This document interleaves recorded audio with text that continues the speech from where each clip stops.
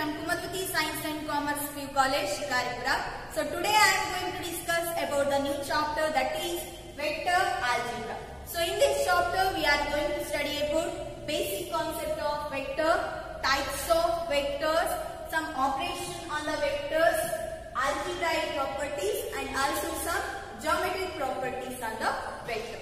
So before going to study the chapter, let me tell you why we have to study the concept vector. So in our daily life, we may come across the many queries like what is your height, what is your weight, and for example, let me take if we are traveling in a plane. So if we are traveling in a plane, then that plane moves in one direction. That plane moves in one direction and also that plane contains some weight. So that moving plane forms a vector. So consider one more example. Suppose we are throwing a ball from here to there. So then we are throwing that ball in one direction. Then that ball moves with some speed. So that throwing ball also forms a vector. So that has some magnitude and particular direction. So that moving ball also forms a vector. So let us discuss about the first thing, that is basic concept of vector.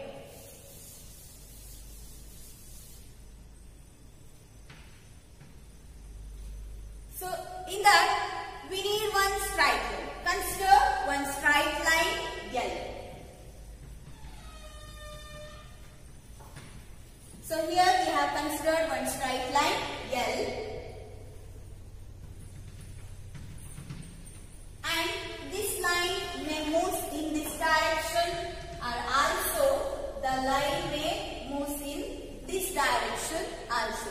So this is the straight line we have considered, and the line with any of these two directions is called as directed line. The line with any of these two directions is known as directed line. So now we are restricting this directed line to the line segment A.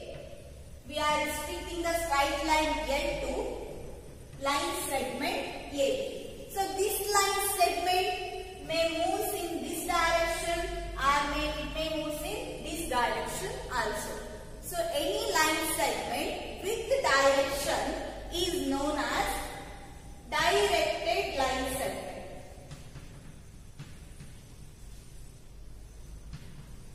Any line segment with direction is known as directed line segment. So here directed line segment also forms a vector. So now we will see what is the definition of vector.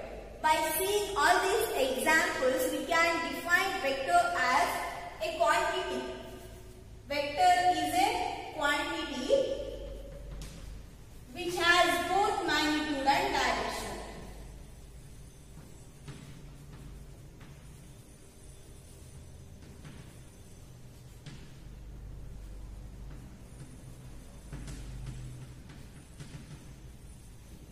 So vector is a quantity that has both magnitude and direction. Here directed line segment has some magnitude. Magnitude is nothing but length. So length of the vector. It has some length and also it has direction. So that directed line segment is also a vector. So here we can denote this vector by either vector AB or simply we can take vector A. We have to read it as vector AB or vector A. So this vector has some magnitude, that has some length. Magnitude of the vector is denoted by magnitude of AB, or you can take magnitude of A, or simply we can take that as A. So here A indicates the magnitude of the vector A. So here this vector AB is starting at the point A. So the vector AB is starting at the point A. Here the starting point is called as initial point. Starting point is called initial point, and the vector ending at the point B. Here the end point is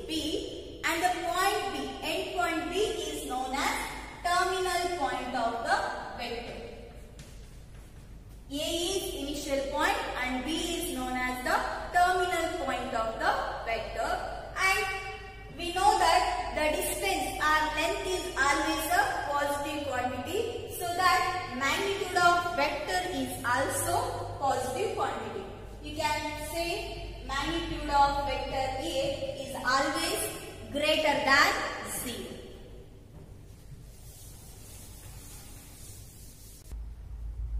Next, consider the position vector.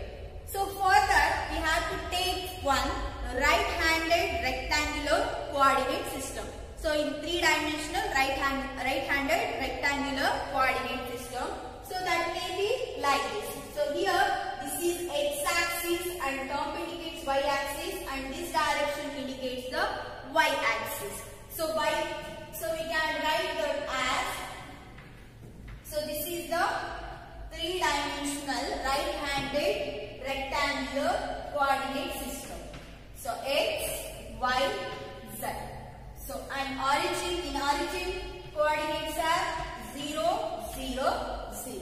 So in this coordinate system, consider one point P. You can consider anywhere. So here we have considered the point P, and that point P is having the coordinates x, y, z.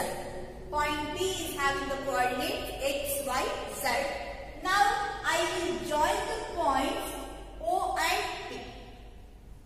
I am joining the points O and P. So here OP forms a vector. Here OP is a vector, and this vector we call as a position vector. You may also denote that vector by vector R. So here OP is a position vector. We are denoting it by vector R. So here we have to find the magnitude of the vector OP.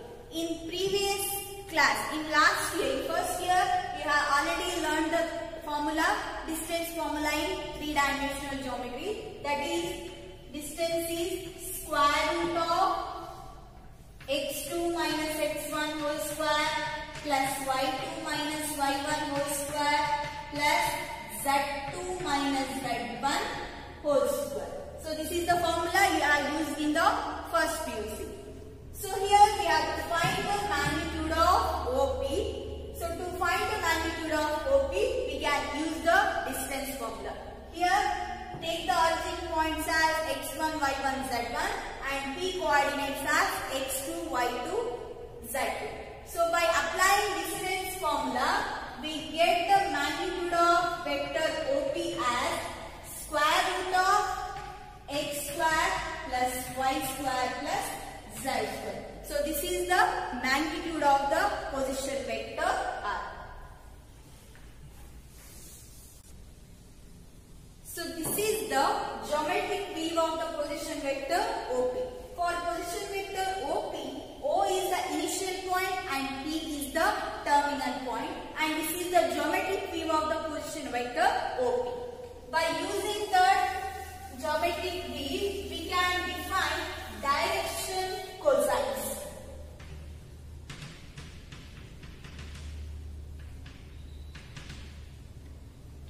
Here, the position vector OP made an angles alpha, beta and gamma with the x-axis, y-axis and z direction or z-axis.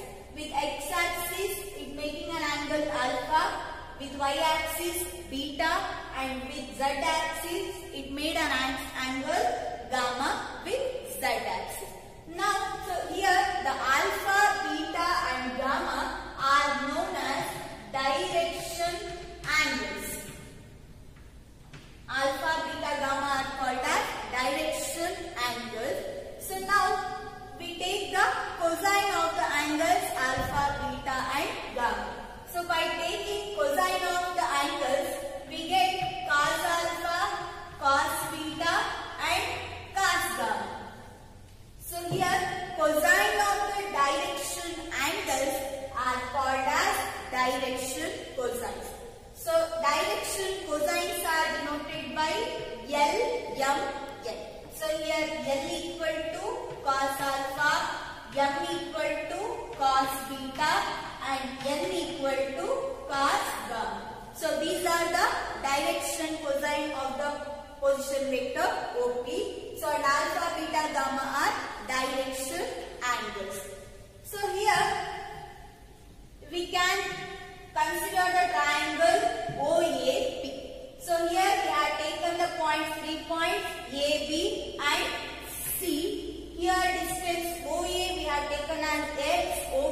as y and OC as z.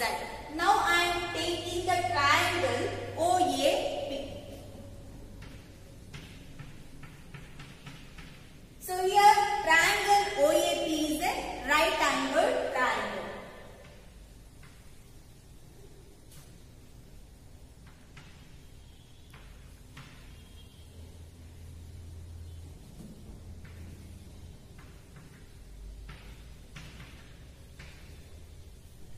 So here triangle OAP is right angled triangle, and with the origin it has made an angle alpha.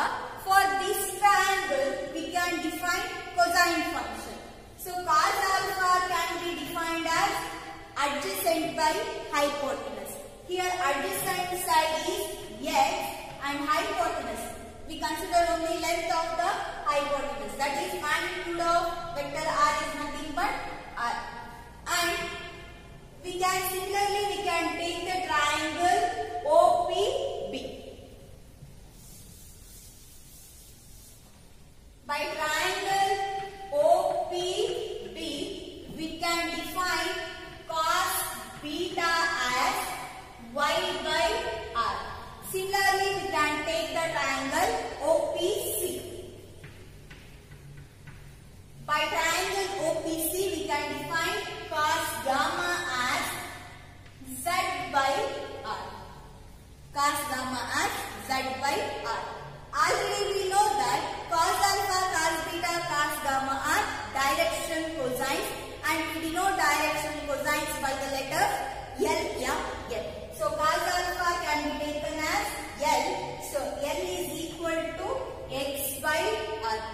By cross multiplying, we get x as LR. Similarly, cos beta can be taken as M. So M equal to y by r. Again by cross multiplying, we get y as mr. And cos gamma is denoted by n. So n equal to z by r. Again by cross multiplying, we get z equal to lr. Already we know that coordinates of P are x, y, z. So the coordinates of P can be represented as LR, MR, NR. Also, in terms of direction cosines, coordinates of P can be written as LR, MR, NR. So here, these LR, MR, NR are proportional to the direction cosines. Direction cosines are L, M, N. So these coordinates are proportional to the direction cosines. So that numbers we call as direction ratios. Here LR, MR, NR are proportional to LMN. So that we call the terms as direction ratios, and direction ratios are denoted by ABC. So here ABC are direction ratios, and note that L square plus M square plus N square value is always equal to 1, or also we can take cos square alpha plus cos square beta plus cos square gamma value is equal to 1. But direction ratio, sum of square of direction ratios cannot be equal to 1. Next, we have to classify the following measures as scalars and vector.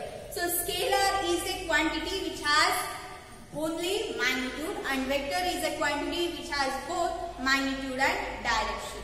So here the first one is 5 seconds. So 5 seconds means second is a measure of time. So time has no direction. So that time is a scalar quantity. And second one is 1000 centimeter cube. So centimeter cube unit is used to measure the volume. Also the volume has no direction, so that it is also a scalar. And next, 2 meters northwest. So here we have considered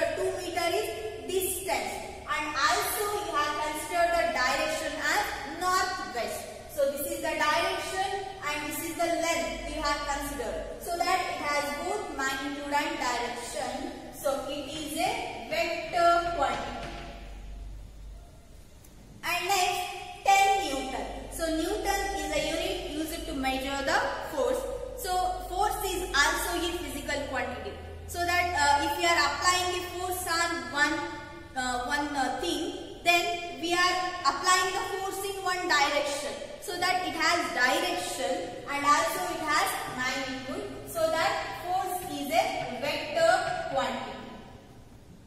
Next, 10 power minus 19 coulomb. So coulomb is the unit of charge. Also the charges has no direction. So that it is also a scalar quantity. Next, 10 gram per centimeter cube. So gram per centimeter cube. So this is the density. So density also has no direction. So density is also a vector